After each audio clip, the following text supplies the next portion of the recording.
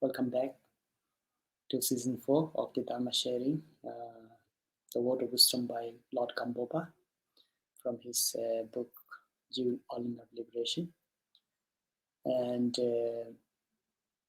before we start, we should generate bodhicitta, and also we should recite refuge prayers. So please join your hands with me in recitations of refuge prayers and generations of bodhicitta.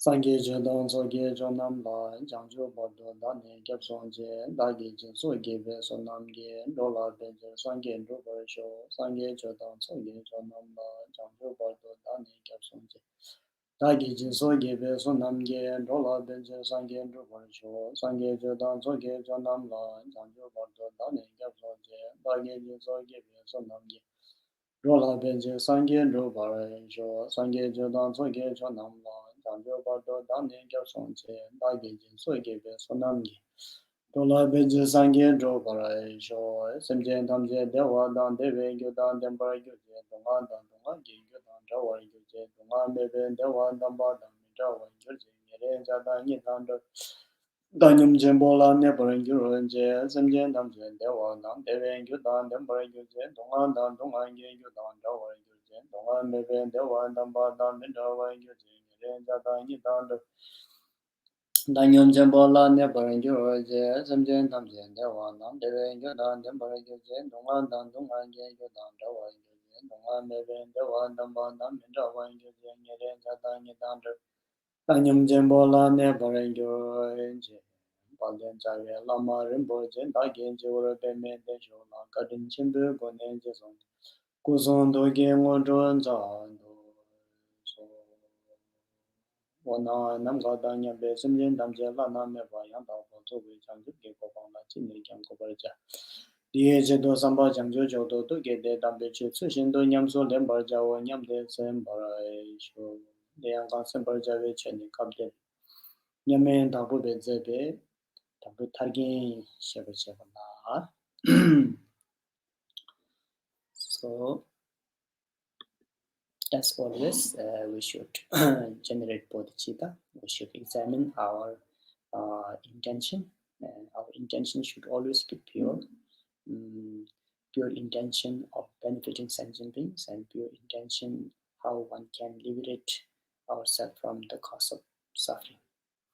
And because of this reason, we are trying to understand the Buddha's instructions, the Buddha Dharma, and particularly here, the words of wisdom from Lord Gampopa, how one can train the Dharma in order to attain complete and perfect Buddhahood, and to benefit all sentient beings, free sentient beings from the suffering of samsara, by showing them the path that leads them to the ultimate goal of perfect enlightenment. So this is how we are trying to do. So in the practice of the Dharma, there are different types of practice of the Dharma, and particularly here we are trying to engage our body and mind in the listening of the teachings of the Dharma, which then will be able to develop what you call this wisdom from hearing. There are three different types of wisdom: wisdom from hearing, wisdom from gain from contemplation or concentration, and wisdom from knowing the true nature of phenomena, or wisdom awareness. So in order to attain or realize the primordial wisdom, we need to know, its cause, how the method, how we can relate our practice, how we can train those training, so that we'll be able to attain that complete fruition. So therefore, it is a process actually. It's a very detailed process. Here, especially Gampopa's presentation is more to link with the great detailed process how one can really practice the Dharma, the truth of path, where Gampopa expresses all these different paths and bhumis. If one can implement or practice these paths and bhumi, one will be able to fulfilled one's objective, that is to attain to Buddhahood and to benefit sentient beings. So this teaching Now we are continuing this the 6 paramitas, the actual trainings of the engaged bodhicitta. Remember that there are 4 different obstacles that those are delaying our process to enlightenment, and those were being too attached to this life's importance, being too attached to the what you call this pleasure of samsara, being too attached to the nirvana or the cessations of suffering itself, and the 4th one is simply not knowing the method, what to do, how to apply the methods, how to go on this process, how one can achieve this goal, from which kind of what you call this the process, the paths and bhumis. So therefore, it is important for us to know all these things in detail. So then we are not ignorant. We are not covered by our delusion. We can dispel our delusion and ignorance by knowing the these paths and bhumis, knowing the method how one can really train ourselves in order to attain Buddhahood. So slowly, one after another, we'll be able to clear our ignorance by studying, by listening, obviously, studying and listening teachings, by contemplating on their meanings and concentrating, and then by meditating. So this is how we can progress and process in this path that leads us to perfect and complete enlightenment. So among these different teachings, we are now focusing on the 6 paramitas, particularly the 6 paramitas. And among the 6 paramitas, we are now trying to understand the 5th paramita, which is known as the meditative concentration, perfections of meditative concentration. So the main definition or the simple understanding of meditative concentration is that try to bring our mind into one position, into one focus. Because what happens is usually we are not focused and we are always scattered with different thoughts. We are not really there, even though we are sitting there, but we are not really there. Our mind is somewhere else, either thinking of past or in the future. So therefore, this particular chapter teaches us how we should remain in present. We never live in present. We are always, engaged and overpowered by either past or future thoughts that are occurring in our mind every second. Therefore, it is important to know your true nature by focusing on the present. And this is the way how we can, really place our mind into one pointed meditation. And because of this process, because of having kind of practice in this kind of placing your mind into a calm abiding state of mind, this will help us to develop our mindfulness, our focus, our whatever tasks we are doing, especially in this case about the practicing of Dharma, either it is listening the teachings, studies of the Dharma, or meditation or hidden practices. So in whatever case, the meditative concentration is always very important. As I mentioned earlier in previous session, that it is the meditative concentration, which will, give us the primordial wisdom, which will give us the insight, which will, bring us the experiences of insights of the true nature of phenomena. So without this meditative concentration, will not be able to attain complete and perfect Buddhahood, and also we will not be able to benefit sentient beings, in a more profound manner. So the simple understanding of meditative concentration is try to focus one pointedly into one particular object. The objective of meditative concentration is, is to develop one or single-minded directed to any particular focus, any particular subject. So there are different types of meditation, some breathing meditation, walking meditation, eating meditation, sleeping meditation, by being aware of your sleeping, mindfulness. And also there are different types of meditations on the placing your mind on your body, not forgetting your body, placing your mind on your sensation of feelings, uh, placing your mind on mind actually, and trying to look at the nature of your mind with that mind, and then placing your mind on the nature of phenomena, the emptiness nature of phenomena, the suffering nature of phenomena, the impermanence nature of phenomena. So there are different types of methods how we can train our mind. And all these methods, the main objective of all this method is to bring your mind into one particular focus, rather than scattered everywhere, rather than agitated by different thoughts. So therefore, it is very important. And you can see those who have meditative concentration, those who have experience of meditations for many years, they are more calm. They are more focused on what they are doing. They are more focused on what they are saying. They will be always mindful how they walk, how they speak to people, how they think. They are always very calm, and they are always very clear of what they are doing. They are not mixed. They are not confused, because they have this stable mindfulness, awareness, because they have practiced meditation. So we also should practice meditation, meditative concentration. This will help both your Dharma practice as well as your daily tasks, taking care of your family, business, and so forth. It is always very useful, beneficial. So, okay, so we are trying to understand more of this meditative concentration from where we have stopped.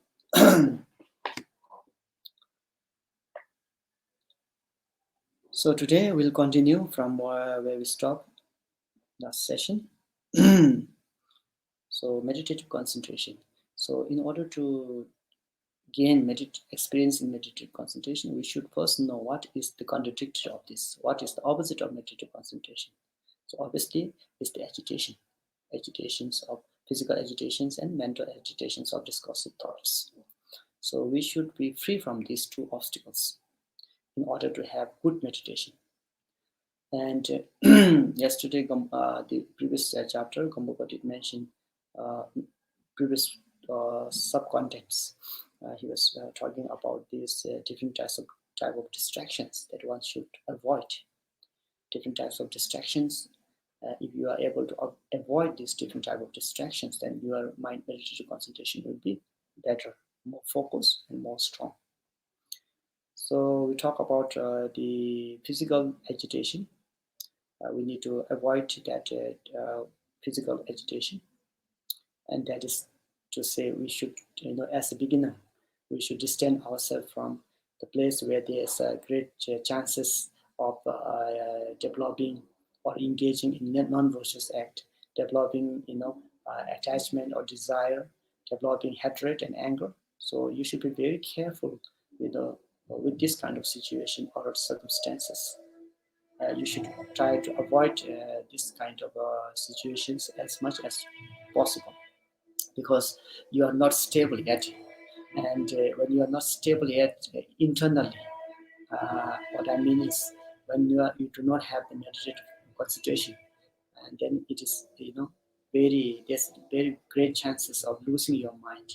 There's great chances of uh, mm, overpowered by your negative addictions and emotions, and by that you'll be creating bad karmas, non-virtuous acts, which will be the cause for your future suffering.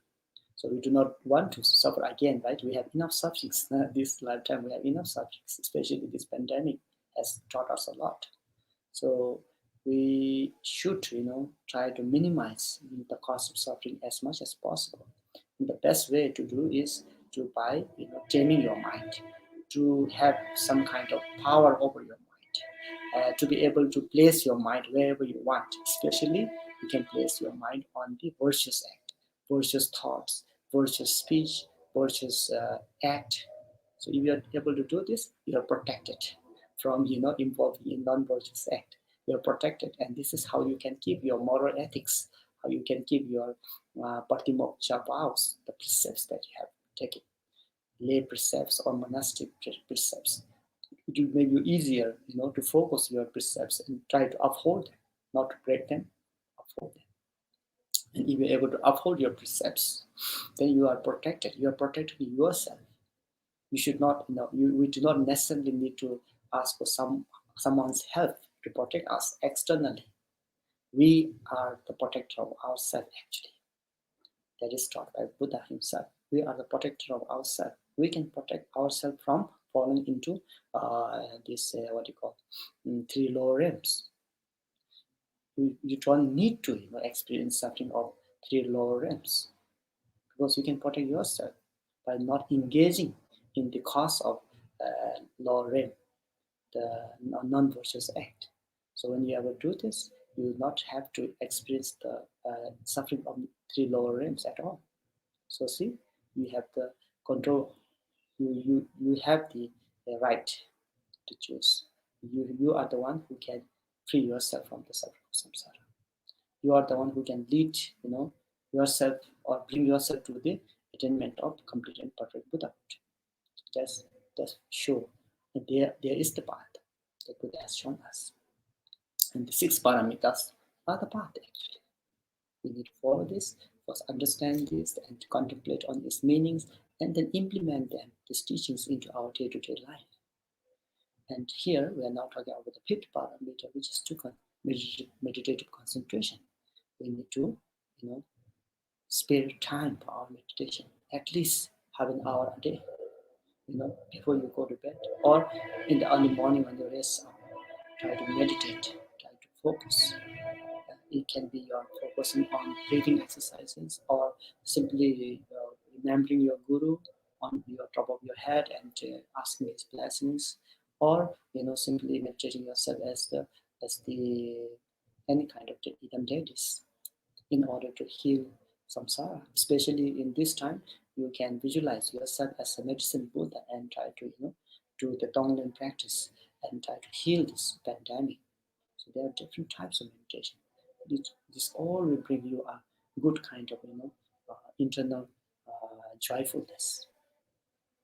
Okay, so we should be free from 2 distractions: the physical agitations, by being in the place where there's a great chances or great risk of falling into generation or increasing our negative afflictions and emotions, especially attachment and anger.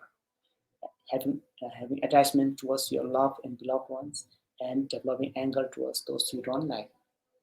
These are the 2 great, pangs of the, when you have this, when you are living in the area where there's the possibilities of having an increasement of these non-virtuous departments, attachment and anger, then you are not protected. Because you don't have the power to control your mind.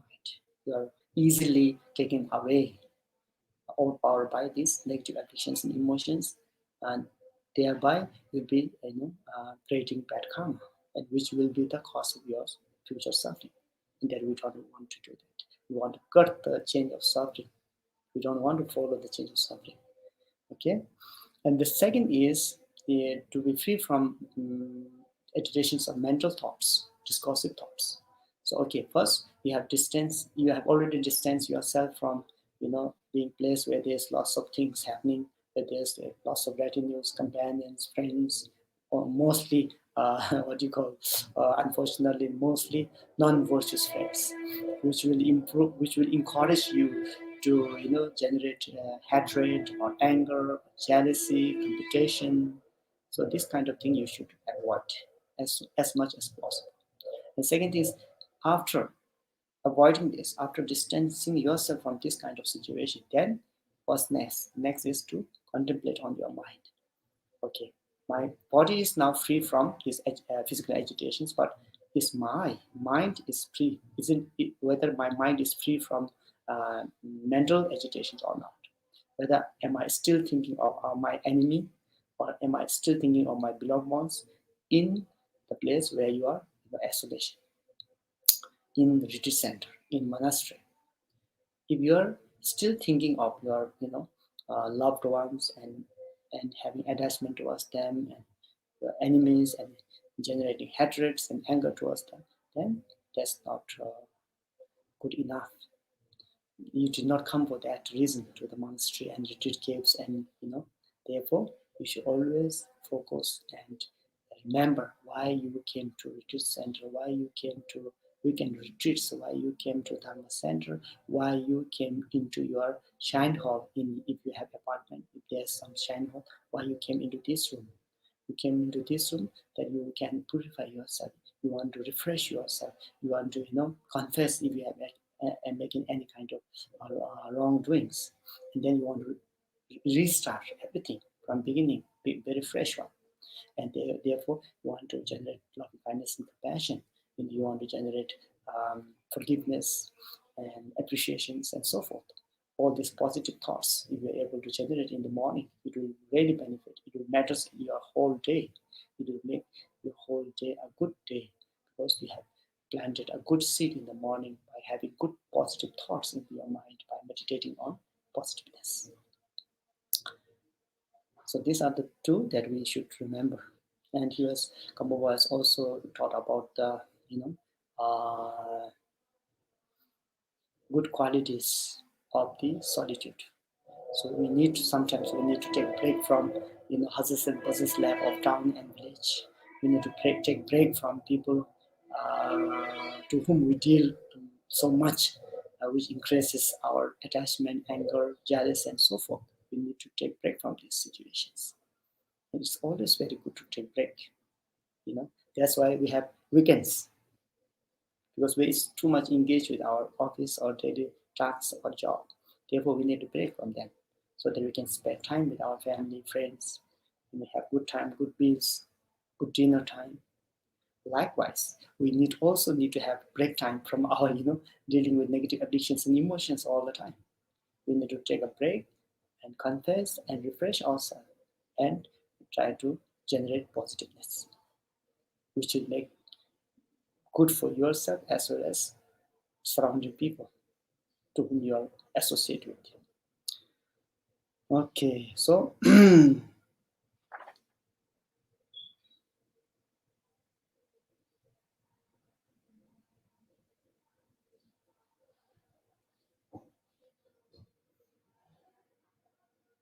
so that's the first part, isolating yourself from the physical agitation. The second part is isolating your mind from discursive thoughts. That was mentioned by Gampopa in this chapter as well. And we talk about being free from four maras. Remember, four maras, the risks of four maras. So we need to free ourselves from these four maras, and you should remember not to forget.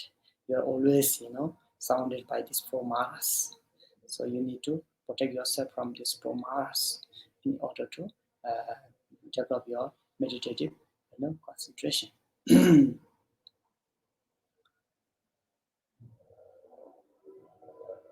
So we'll continue isolating the mind from discursive thoughts.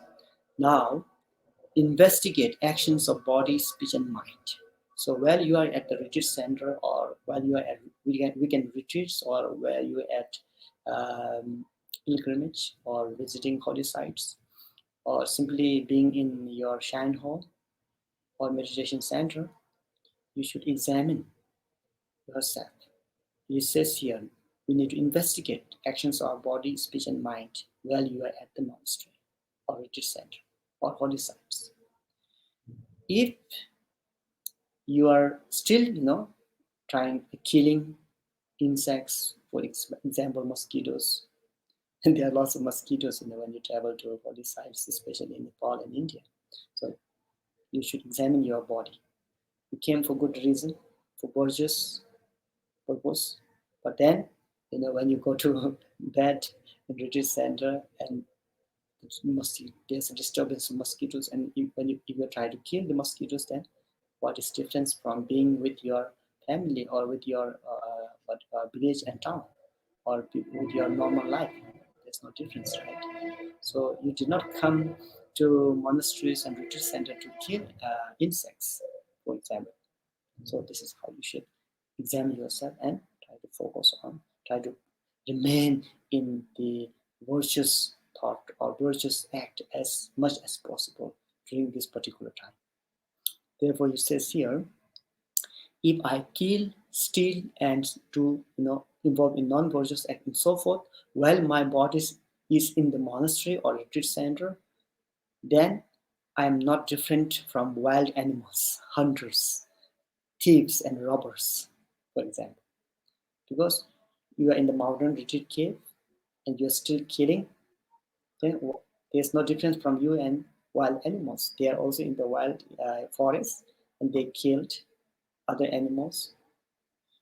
Likewise, robbers, they hide in the mountains and they rob, And likewise, if you are in the retreat cave and if you are still stealing someone's belonging, the other practitioner, other retreatants' belongings, then there's no difference from you and the thieves.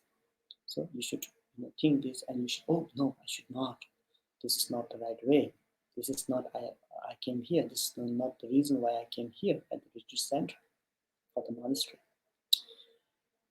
So I should avoid these actions by contemplating that they cannot accomplish my desire. So even though you are at the retreat center and you try to involve a non-virtuous act of killing and stealing or sexual misconduct, then that's not why the reason why you're here. This will not fulfill your desire. Desire of what? Your desire of your wish. I should use wish. Your wish to benefit sentient beings and your wish to attain Buddhahood. This will not fulfill at all. Likewise, the second, investigate your speech. If I engage in idle talk or divisive talk or gossip, or use harsh words to my retreat friends or Sangha members, and so forth, while you are in monastery or retreat cabin, then I'm no different from peacocks and parrots, blackbirds, larks, and so forth. So when you are at retreat center, if you gossip with your friends, then there's no difference. When you are in the town restaurant, gossiping with your friends, then why you came to retreat center? You should have gossip. Why you came to retreat center to gossip? With this huge expenditures of your tickets, your accommodation, your food. You did not come here to gossip, right? You came here so you can engage your body, speech, and mind with Dharma. Recitations of mantras or reciting sutras or meditations or prayers, engaging in prayers or trying to, improve your speaking truthfulness. If you are not truthful, then try to, change your attitude, try to change your speech of speaking more truth than telling a lie or excuses. So likewise, just like body, you should examine your speech as well when you are at the retreat center. I should avoid these speeches by contemplating that it cannot accomplish my desire. Obviously, if you waste your time of retreat time, by gossiping, by telling lie, by using harsh words towards your companion, like your retreat friends, which hurt them. Obviously, these are not useful at all. This will not accomplish your wish to benefit sentient beings, and also this will not accomplish your wish to attain complete and perfect Buddhahood. So again, you are wasting your time if you are engaging in this kind of speeches. Then the third one is to investigate your mind while you are at the retreat center or retreat cabin. Then investigate the mind. If you have attachment, hatred, jealousy, and so forth while you are in monastery or retreat center, then I'm no different from wild animals, apes, monkeys, bears, grizzly bears, and so forth. So like the very purpose of coming into retreat center is to minimize your defilements, attachment, anger, jealousy, and so forth, isn't it? You want to involve in pure, thoughts. But when you are in retreat center, you are still engaging in the development of attachment to your friends or particular thing, or generating hatred or anger or getting angry or complaining about this and that, then it is no different from with your wild animals who are engaged in attachment activity of desires and angers and so forth. Some hating, killing each other or having uh, attachment each other with each other. So then you are not different from this kind of wild animals. So you should remember and examine. This is not the purpose why I came to retreat center. You are still involved in attachment, anger, jealousy, and so forth. Then I'm no different from my ordinary life when I was in my hometown. So this is how you can examine and you can purify yourself. There's always a chance to purify yourself. There's always a chance to refresh yourself. If you do something wrong, that does not mean that's the end of it. You should recall it. You should remember. You should kind of what you call discriminate whether it's good or bad to you. And when you see this is not good to do at the retreat center, then you confess it and then you refresh yourself. There's always a second chance. I should avoid them, this kind of developing attachment, anger, jealousy, and so forth. You should avoid them because they will not accomplish your desire of fulfilling, sentient beings, benefiting sentient beings, and to attain enlightenment. This finishes the explanations of how to isolate the mind from discursive thoughts. So this is how you meditate when you are in the meditative center.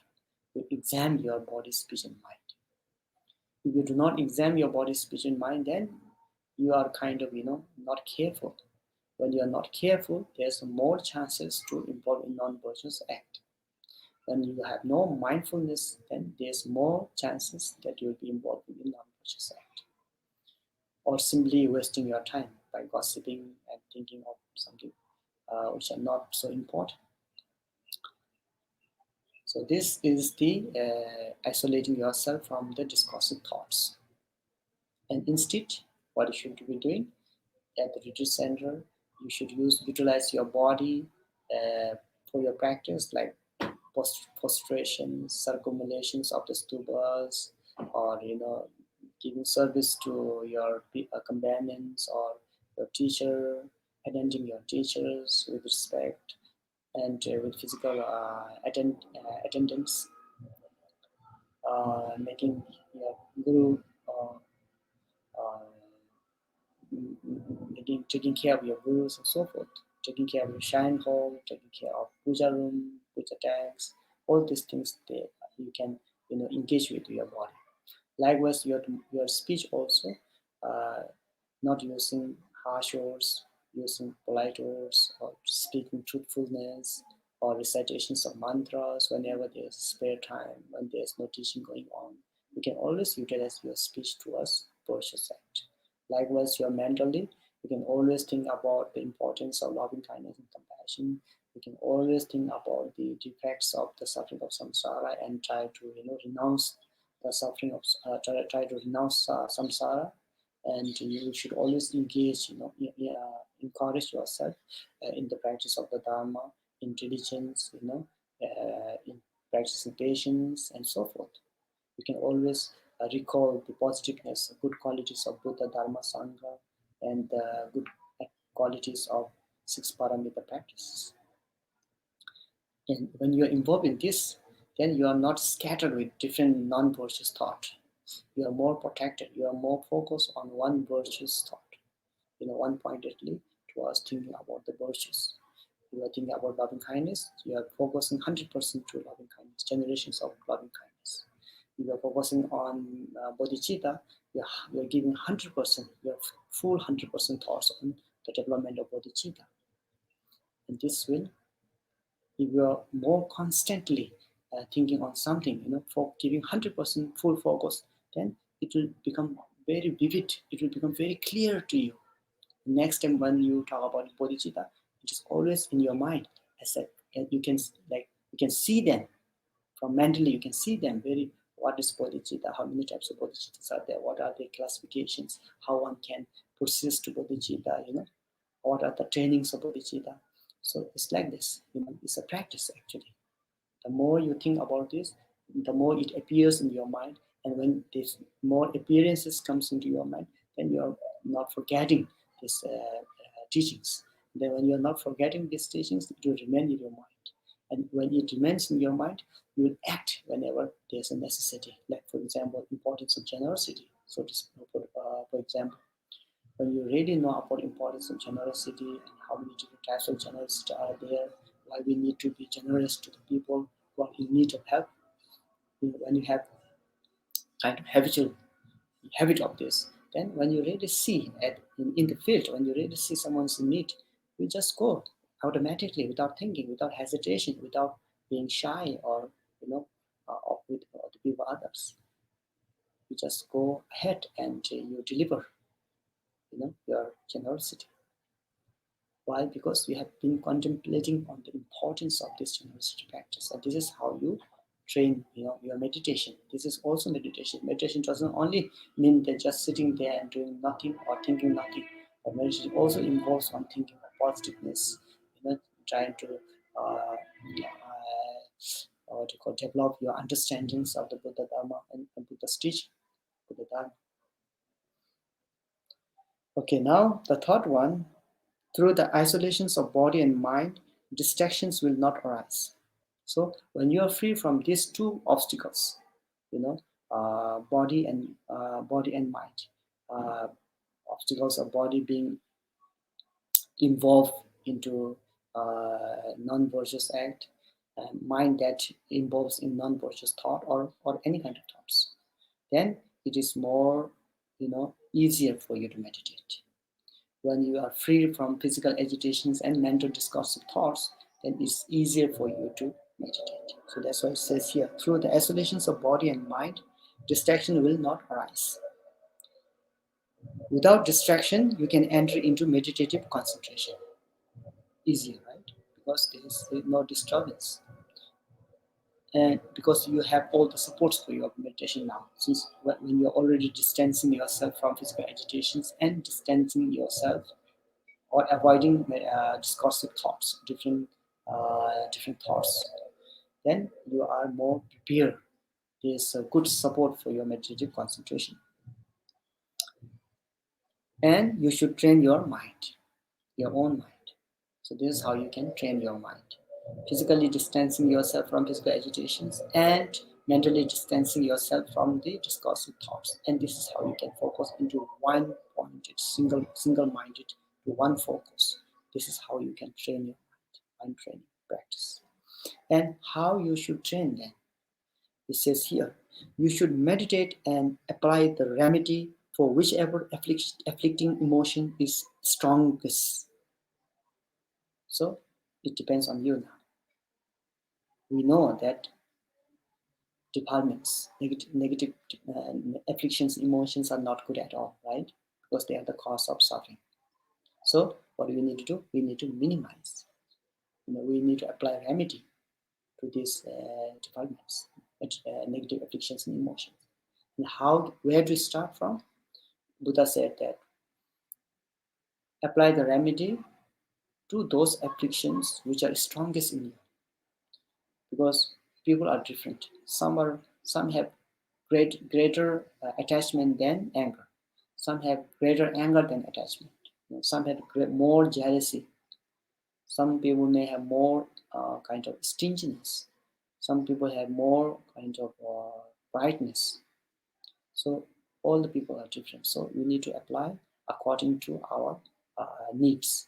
So for example, if someone's always angry, someone always talks very roughly, uses all these harsh words, always scold others, always uh, in a bad mood, always yelling others. So if you are this kind of people, then you should meditate, on what do you call loving kindness and compassion. If you are someone who has more attachment, always longing, always holding something, always looking for something pleasurable things, then there's a remedy of that you can apply meditating on its nature of impermanence, its nature of impure components. So we'll talk about this, okay? That's why here Gampopa says you should meditate and apply remedy for those whichever afflicting emotions is strongest. To remedy attachment, contemplate ugliness. So if you are great attachment towards your body or towards others' body, beautiful form, for example, beautiful sound, beautiful taste, if you are so attached to this, there's a method how you can reduce this attachment. For here it says to remedy attachment, contemplate ugliness. So we'll talk about this later on. To remedy hatred or anger, contemplate loving kindness. To remedy ignorance, contemplate interdependence origination, or try to understand this interdependent origination. To remedy jealousy, practice equalizing yourself and others. To remedy pride, practice exchanging yourself and others. And finally, if you have equal afflicting emotions or discursive thoughts, means like you have all the negative afflictions, emotions are equally strongest in you, then what to do? This is the hardest part, right? If you have equally, have equal afflicting emotions and discursive thoughts, then practice watching your breath. So first, if everything's happening all together, then you should take a break. And the easiest way to start with is taking a deep breath and then watching your breath, meditating on the breath, exhaling, inhaling, counting one there, exhaling, inhaling, or other way, exhaling, yes, exhaling, inhaling, counting one there, and up to 21. Just that is mentioned in the samadhi instructions of samadhi.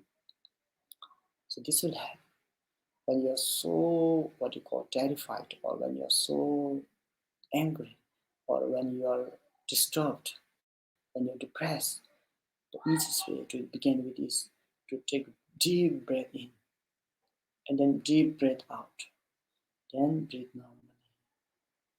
This will bring your kind of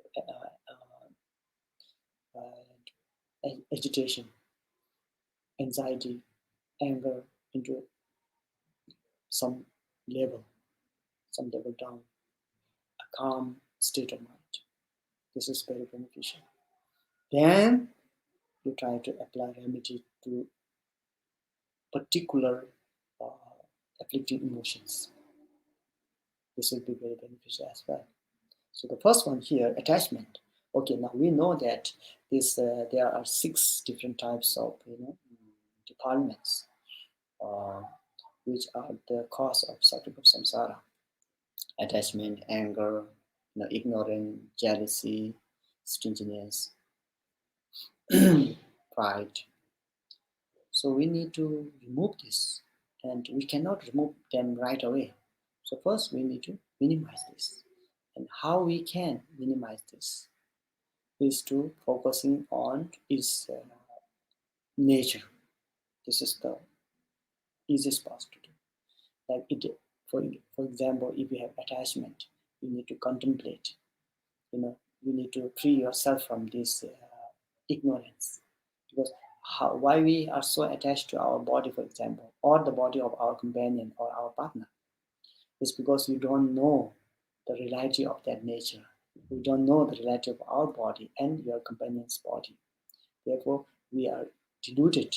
We see the outer form, that beauty, that appearances, and we took them as real, and then we hold them very dearly. And then when they are not with you, you can't sleep, you can't eat, this kind of thing, because of our ignorance. Now here, to remedy this, Buddha taught us that, okay, don't fool yourself with this skin, the skin that is covering. You should look behind this skin. We should look behind this skin. What are we holding inside? So therefore, Buddha mentioned about different types of ugliness component. Our body is made up of different types of ugly components, but we are deluded because of it is covered by the skin, and it is hidden by the skin. And since we cannot see behind the skin, inside those ugly components, then we are too attached to this, physical form, that these physical appearances, and then we took them as real, and then we took them as something that we must uphold, you know, and therefore many things happens from there, starting from there, because of having too attached to your body or attached to the body of others. Then if something happens, or if some third person try to disturb or interrupt or take away that particular form, then you get angry. And if you see someone's body is more better than you, more beauty or more nicer than you, then there's the jealousy taking place, so this anger, jealousy, all this takes place because of not knowing that this true nature of this body. So here we try to understand. Actually, it was taught in the previous chapter last year as well, but to remember or recall this. Attachment. If attachment is strongest in you, then contemplate ugliness in this way.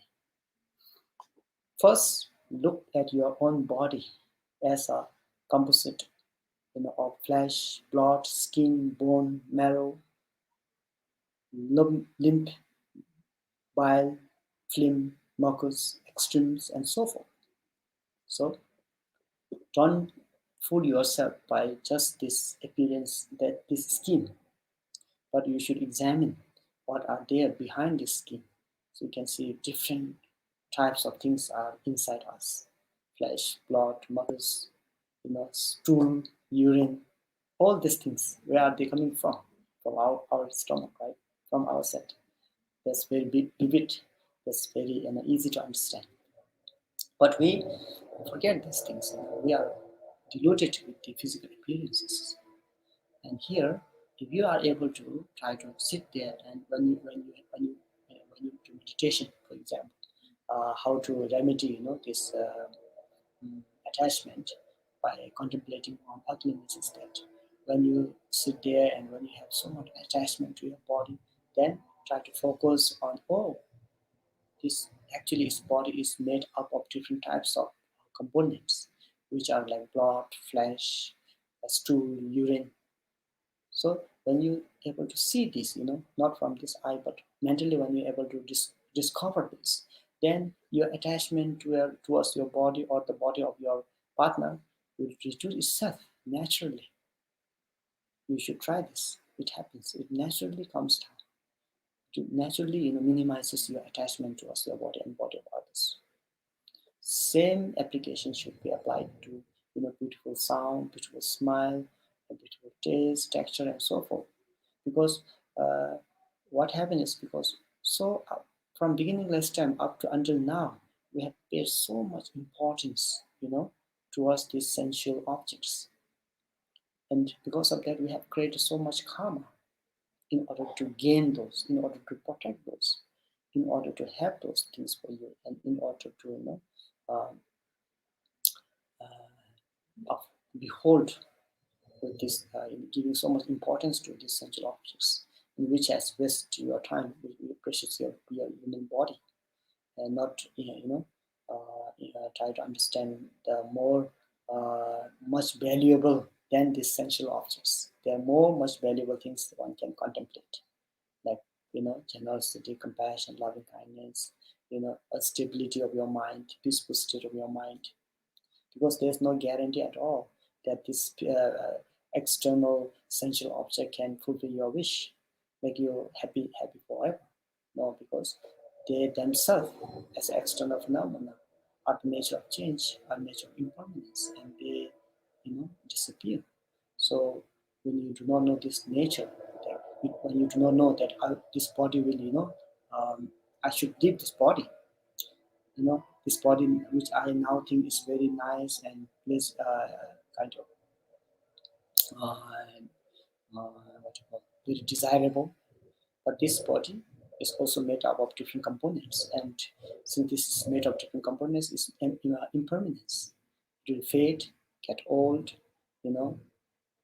lose its beauty, and then one day will die, and this body will be either burned or kept under earth. So there are different ways, according to different traditions. So when you think about this, then you say, oh, wait a minute. Why have I wasted so much of my time of taking care of this body? Importance of my feeling, importance of my wish. One day you'll be leaving this body, and it's being burned, and it becomes ashes. That very moment. So then you can recall, meditate. Why I have been wasting so much time trying to take care of this body, which actually itself is the suffering of change, which itself is the uh, foundation for old age, sickness, and death. All perceived suffering. Prepared just the moment when you're born. It is the condition, it is the base for your aging, death, and sickness. So when you understand this, then you can minimize your attachment right away. It's very, very important, actually very beneficial technique. So after that, then what happens is next is to meditate or contemplate on the dead body. Go to cemetery and observe the body which has been dead for 1 day, likewise 2 days, or after 3 days, 4 days. It changes darker color, becomes sullen and purplish. This is according to, I think, the culture in Tibetan. They have the culture of, after death, they're leaving their body in cemetery so that it can be, beneficial for other animals to feed, to fulfill their hunger and thirst. So therefore, this is one of the practice. So that's why Gampopa is mentioned here according to culture in Tibet. Not all, but some culture. Many they burn. But anyway, what the message here is that we should not, get too attached to your body. You get too attached to your body, there's not so much useful in it. You cannot, keep this body forever. And because of, paying so much attention and importance to this body, you have accumulated so many non-virtuous acts, bad karmas, fighting with others, quarreling with others, trying to fulfill your body, importance of wish, taking care of your body, and so forth. So likewise, if you do more contemplation on body, then you can see there's the bone, and which are in the body, which has become dead for many years. The bones turn into white as a conch shell. Then, after more years, they turn into dust, gray color. So contemplate that your body is also this nature, this subject, and is not beyond this state. So by taking someone's dead body as an example, then you can, relate to this, the present body that you think is so important, that you are taking, you are doing anything to protect this, and this is how you developed, you know, uh, meditative concentrations on the nature, the fact nature of your body, by knowing its ugliness components inside, which are hidden by this beautiful skin. Then when you're able to see this, you'll not have so much attachment as you used to. Okay. So likewise, hatred. So if you are, someone who is always angry, who is easily to get angry, who always complains, who always yells at others, who always, is not satisfied with whatever people do to you, you're always not satisfied you are always not in good mood, then what should you be doing? You should contemplate on loving kindness and compassion, because that's the only way how you can, minimize your anger. So first, I think you should start from yourself, having compassion, having loving kindness and compassion toward yourself. Because usually these people, unfortunately, they hate them so much. They think they are, not winning. They're always, they feel that they are not getting anywhere. They're not accomplishing anything. So they're always in the fear. And when people are in fear, they get more, depressed and anger, obviously. So what to do is to dispel this kind of situation, this kind of thinking, you should first to know that how it is important it is to be alive at the first place. I'm alive. That already is so much. I'm still breathing. That already is so much. Because people keep thinking that, they have to do something. They have done nothing. And they think that they should be doing something in the future, tomorrow. And that actually tomorrow never comes.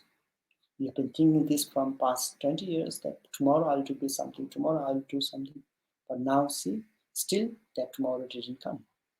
So rather than focusing so much, paying importance for so much of future and having so much discouragement for yourself of not fulfilling this wish, that wish, rather than that, you should be enjoying your present.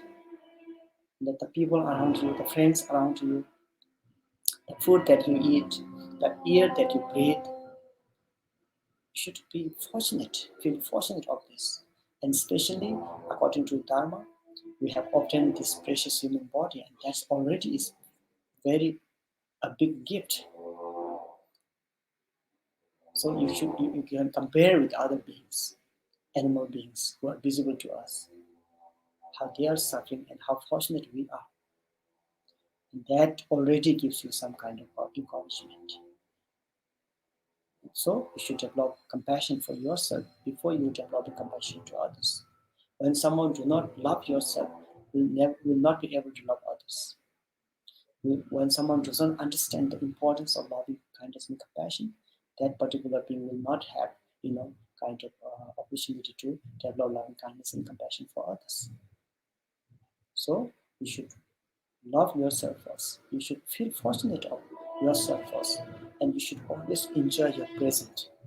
Whoever you are, wherever you are, your good friends around you, enjoy time with them, your practice. You're still fortunate that you'll be able to have this practice, Dharma practice, that you should not forget and you should utilize good time for this, make some effort for this. The food that you eat, the clothes that you wear, the atmosphere that you breathe and enjoy your life. You should focus on this. You should not live in fantasy. You should not live in something that something magic will happen to you. This is the reality. Wherever you are, you should enjoy, not to forget enjoying yourself. And when you are able to enjoy present, then that's already your future. That is already your future. That is already that one day of the tomorrow that you have been wishing for. Because when you forget enjoying present, then you're always, in unpleasure situation. You're mentally always not happy, even though you have enough food to eat, good clothes to wear, good house to shelter yourself. When you do not know this, when you are not able to enjoy this fact, see this present, then you are not happy. So therefore, you always get anxiety, anger, this will happen. So here it says, if hatred is strongest, then contemplate on loving kindness as a remedy. Loving kindness was explained earlier in the chapter of loving kindness, chapter of loving kindness and compassion. Here, concentrate on loving kindness towards sentient beings. First, cultivate the mind which establishes happiness and beneficial for sentient beings who is closest to you. Who is closest to you? Yourself. You yourself is the closest to you. When there is no one around you, you are there for yourself. So you should treat yourself well. You should eat good food. You should eat on time. You should take care of your health, especially in this pandemic time when maybe half of the world is under lockdown. So you feel like you're alone, you're lonely. But no, you are with yourself. You should remember this. You are with yourself. So you should encourage yourself rather than discouraging yourself and feeling lonely and not eating on time. You should encourage yourself. You should be happy that you are here, and you should feed yourself well so that you can do more in the future. So there's a saying, sun is also alone, but it never, uh, uh, it always keeps shining. Likewise, even we are alone, we should not lose, you know, how to shine. We should not forget how to shine. Just like sun. Sun and moon are alone, but they never forget to shine. They always shine. Likewise, we also should always have this positive attitude, positive thinking. Then practice loving kindness similarly for our friends, family members, relatives. And after that, participate for both relatives and common people. Then even more for common people because they are suffering more than anyone else. So we should develop loving kindness and compassion towards them even more stronger. Then practice for those who surround you, and after those uh, in your town or village, this is how you can expand your loving kindness and compassion towards all sentient beings. First to yourself, then your relatives, friends, family, then to your community, then your people of your village and town and your nation, and then internationally, and then globally, obviously. And this has a power. As I mentioned earlier, the actions of your body, speech, and mind really matters to other individuals, and especially during this time of era, 21st century, with the technology, we can your action will really matters. You just say something here and post on the internet, then will spread all over the world. So this kind of technology, you're living with this kind of technology, then how you can? There's no uh, way how you not can benefit others. You can definitely benefit others. If you have really that kind of great wish to see all others being happy and have the cause of happiness.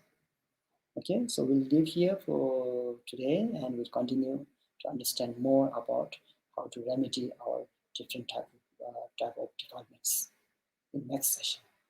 Okay, having said that, thank you for participating, and we should dedicate the merits for the well-being of others and especially to uh, heal this pandemic.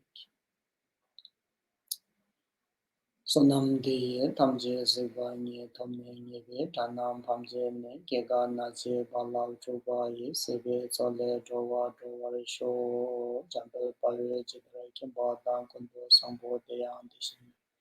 Eda gwenge je so dalo jenge wan de da tamje rab dongo chancho semcho rimbol che mage panam ke je ke ba nyamba me Kone gondo pewar sho sanje neba jinge ba nyuto nele tagyo je bawe ne ne male ba tado jo wa me ba sho